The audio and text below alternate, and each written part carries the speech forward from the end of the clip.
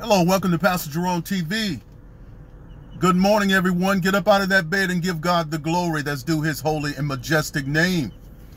For he is a great and mighty God, and he's keeping us through it. And through it all, I learned to trust in Jesus. And through it all, I've learned to trust in God. So listen, who's not going to get a stimulus check for the coronavirus? Who's not going to get a stimulus check? And we know that those who filed taxes 2018, 2019, they're going to get stimulus packages. Those who are on SSDI, they're going to get checks.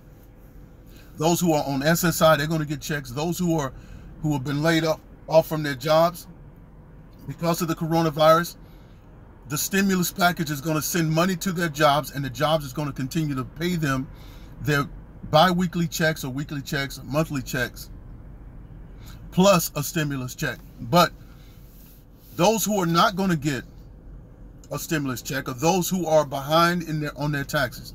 If you owe the IRS any taxes, you're not going to get any money. And then those who are, if you owe child support, you're not going to get a stimulus check. That is, I'm not saying if you're current on your child support, you're going to get a stimulus check. But if you are past due, you're not going to get a stimulus check. You're not going to get it. So, like for me, I paid $1,300 on my child support. My last child, she's my baby girl. She was born on my birthday. I paid her mom $1,300 a month for her, and I have a couple of more years of that. But I'm current on that, and on my payments. I'm up on all my payments. I flew out to California to try to get the judge. You know, California, that's a liberal state. They're not going to play around. And I went in there to try to get it reduced, and the judge laughed at me because I told him I had bills.